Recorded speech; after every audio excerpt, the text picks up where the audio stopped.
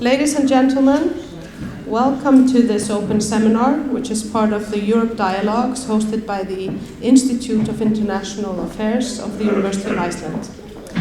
Since the meeting will be conducted in English, I will address you in English as well. Thank you all for coming on a Friday. It seems like we're almost getting summer in Reykjavik, so I do appreciate it. My name is Pia Hansson, I'm director of the Institute. For the proceedings today, we have gotten a moderator, Sigríður Ólafsdóttir, who is a PhD student at the University of Gothenburg, and she will be moderating the event and giving us a little bit of an introduction to our speaker today. And I'm going to be assisting her with the babysitting while she does the moderating part. This is very Nordic, I think, of us. But with further ado, Sigríður, the floor is yours.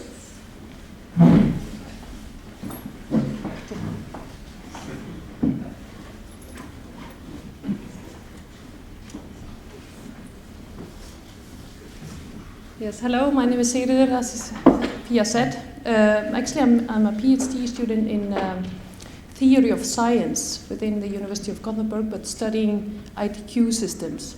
So, for example, I've been studying the Icelandic one and as well as some in Denmark. So this is my topic, and this is, when you do a PhD, it's definitely of interest. It has to be that, to endure 3 to 4 years of intensive study. But that's why I welcome this dialogue here about the EU fisheries policy and the revision of it that is happening this year. And that's why I like that Ole Poulsen will come here and explain the EU policy accompanied with the revision, because it's quite a complicated process. And I think it takes a lot of time to get into this topic, fisheries in general, and if you're coming into the EU fisheries, it's a very complicated issue, and a lot of issue as well, but a lot of opportunities involved with it. So, Ole, the floor is yours. Thank you. And I'm Ole Poulsen. I have been working with fisheries issues in 35 years, and being a director in the Danish Ministry for Fisheries. I have been involved in international relations, in particular the EU fisheries policy, and also negotiations in the North Atlantic on management of the joint stocks and straddling stocks in the North Atlantic. I have been involved in the reforms of the common fisheries policy since it was established in '82, and also later on with the revisions, and with the last revision last year, and right now, where it's going to be finalized. I'm coming from Denmark, and Denmark is a small country with a very large fishery sector in EU, so I can also draw on our experience as a small country in a large society in my presentation today to you. Maybe I could start just mentioning that Iceland has always played a major role in international fisheries affairs. It was Iceland that, as the first country, I think in the world almost, established a fishery zone around Iceland in the 70s, the 200 nautical miles, and immediately EU had to follow up and also expanded its fishery zone to the 200 nautical miles, and EU developed a full-fledged common fishery policy as a consequence of the new order of the sea. 83, the fisheries policy was established, and every decade we have had a major review of the fisheries policy, and the last one, right now, a very fundamental change of the common fisheries policy.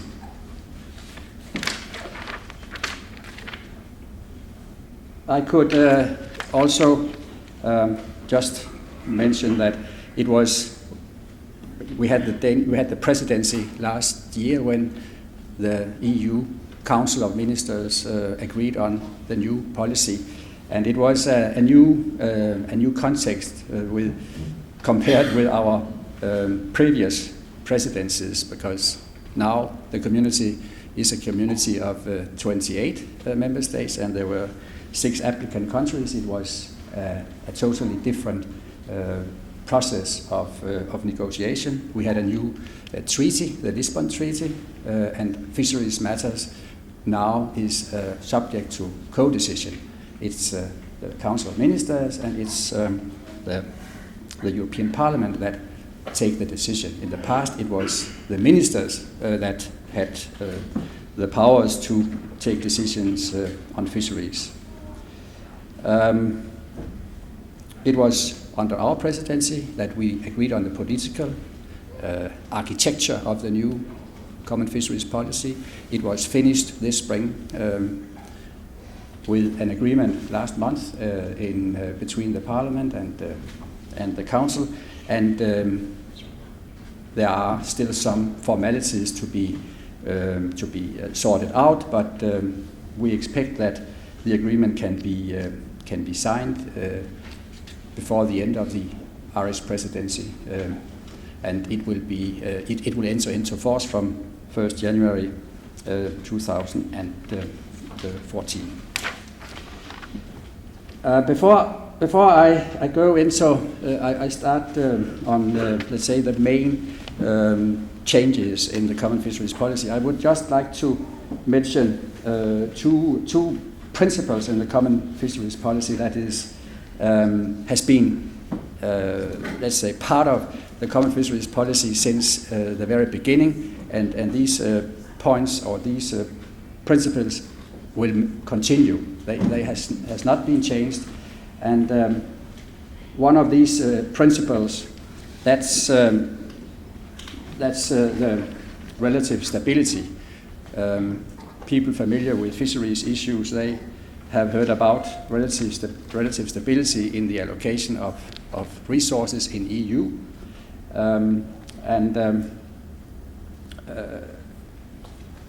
it's the Council of Ministers that takes the decisions on how much can be fished. That's the general rule.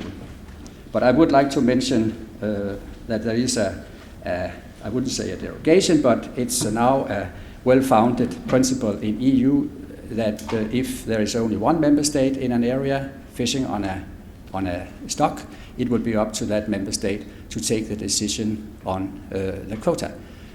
It will be a decision to be taken, let's say, respecting the general principles of the common fisheries policy and the fishery plans that has been adopted for the stock, but the annual decision will be taken by the member state that has the quota. That will be relevant for stocks that are, let's say, exclusively fished by one member state. We have other types of stocks. We have the straddling stocks that are moving between fishery zones, and these stocks will have also in the future to be managed jointly with our neighbors and other coastal states. Also, some stocks are managed together with Norway. We have a number of stocks in the North Sea, Skagerrak, and they are managed jointly with Norway. It's a commission that negotiates with Norway and with the coastal states in the North Atlantic, and it will be up to the Council to decide or not to decide, but it will be up to the Council to, let's say, put into force in the community what has been agreed between the coastal states. And then relative stability, in short, that simply means that in the community there is a fixed allocation key on each stock. And that allocation key has been decided many years ago when we fixed or established the common fisheries policy, and each member state can be sure that they have a fixed share of a stock when the total allowable catch has been decided, then each member state can calculate precisely what will be its share of the stock. That's the principle, and that will also be the principle for if new member states are joining EU. Then the basis for allocation of quotas will be a recent and representative period, and how has the catch distribution looked like in that period, and that will then be part of the common fisheries policy. So the relative stability is also a concept that is relevant when new member states are exceeding the community.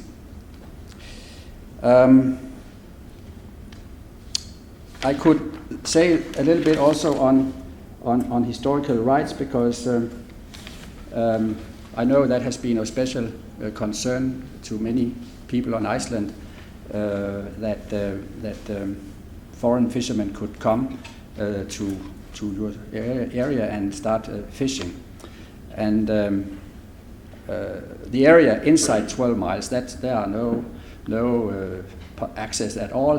This area is restricted to historical fishing. Outside 12, in principle, and I say in principle, EU vessels have access to fish, but they can only fish if they have a quota. And so you have to be distinct here, or make a distinction between access in principle and whether you can in practice use this access.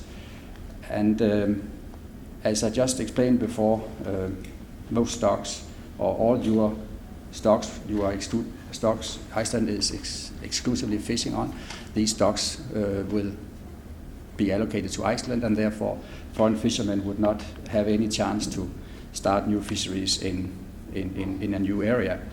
The next step could be that some foreign fishermen would be interested in fishing on the quota of another country. It could be Denmark, it could be Iceland, it could be any country. And here the common fisheries policy give an opportunity for the member states to safeguard the economic benefits from the quotas, to safeguard these benefits to its own fishermen, to an area that has been recognized by EU, that it's possible that a member state would insist or establish what could be called a genuine economic link between the quotas and the country that had the quota in the first place. It would be up to the member state itself to decide how could such a link be established, respecting overall EU legislation. That's clear, but it could be up to each member state to set up the type of legislation that member state would like. And Denmark, we were a little bit worried some years ago when Spain and Portugal exceeded the community, and we agreed with the community that we could put as a requirement that foreign fishermen that would fish on Danish quotas, they should land 50% of their catches in the Danish ports. And that has worked quite well. We don't have many foreign fishermen, very few Swedish fishermen, and 12, I believe, and 2 Polish fishermen, and they are actually very welcome in our harbors because they land their catches, all their catches in our ports, and they contribute to the local economy in the ports, and they are considered as a very valuable part of the local communities. Then for the new fisheries policy and the basic changes. Firstly, I would like to mention the ecosystem approach, that now ecosystem considerations, environmental issues will be an integral part of the common fisheries policy. it's not a totally new thing. Of course, we have for a number of years based our management on also environmental concerns, but now it is the absolute first priority pillar in the common fisheries policy. So it has a very strong position in the new CFP. It's now mandatory that we will develop management plans for all stocks that can be commercially utilized. For the moment, I think we have 10, 12 stocks managed by management plans, but now we will have to develop plans for all stocks. It will be plans covering not only the target species, but it will be fishery plans that also take into account the mixed nature of a fishery, that there are bycatches of other species, and therefore the management plan should be a multi-species management plan where the ecosystem as a whole is part of the new management plans. We will have as objectives in these management plans the highest level of let's say, sustainability for management of the stocks. That's the MSY, maximum sustainable yield objective. It has been globally accepted as the standard that should be followed, and that's now also the policy of the community, that we are in full agreement with that objective and sign up to it. We have to reach this objective 2015, but we very well know that that could be difficult for all stocks. Therefore, the 2015 will be where possible, and not later than 2020.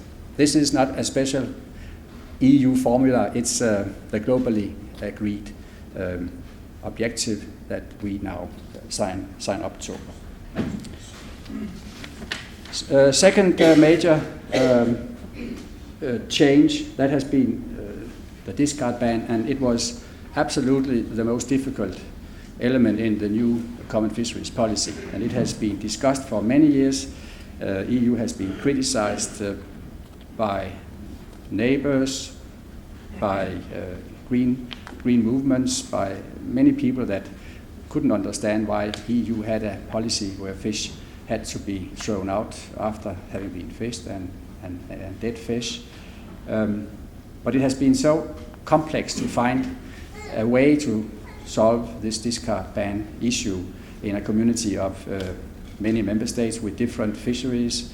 Some member states did not have quotas for their bycatches. Some member states did not have sufficient quotas for the fishery they conduct. So we had to work with this part for a long time to find a way to implement a discard ban in the community. So now it's there, and there is a time schedule. It will be introduced from 1st January 2015 until 2017 in different areas and for different fisheries with a fixed timetable.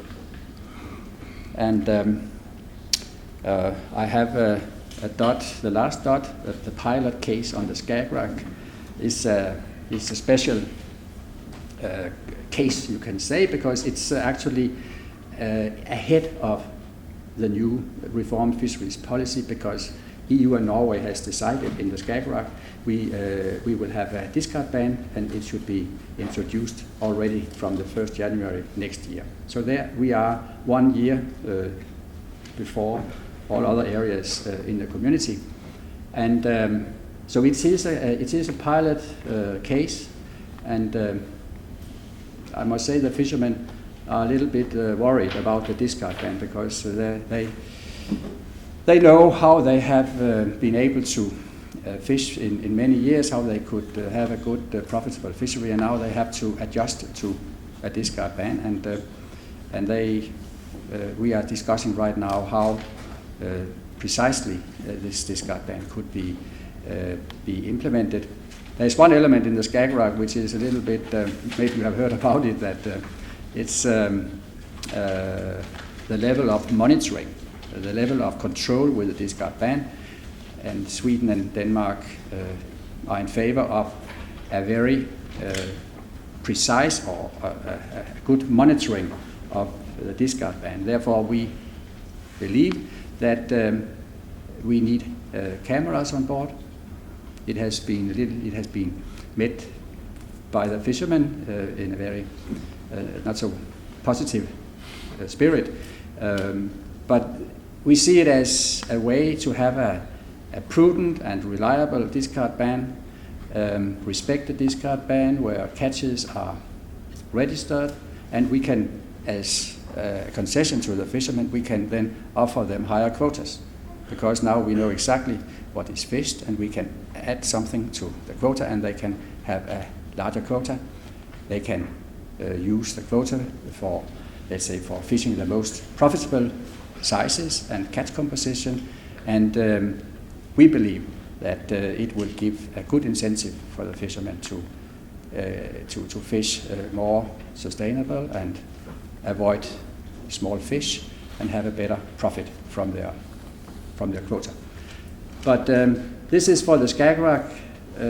With the cameras, I'm not sure that cameras will be introduced in many other areas. But so Skagerrak is a special case. I could speak very long about how this discard ban can be introduced with the bycatches, unavoidable bycatches, and these things. But that's quite technical. But so I will not address it right now. But you're welcome to put questions. Here we are. Yes. Then one crucial element in the reform was a discussion on ITQs, transferable fishing concessions, as it's called now in the Common Fisheries Policy. It will in the future it will not be a mandatory system. It will be up to each member state to decide what type of management system they prefer. It was seen as a very fundamental political decision how member states should arrange themselves with ITQs, and there are no EU legislation to this effect. Then regionalization and decentralization. It has been a very important development. It has been under its way for some time. It has been more and more recognized that there are too many detailed rules at EU level taken in Brussels. It's growing. It's getting more and more difficult to have uniform rules in a community of 28 member states. Therefore, it has been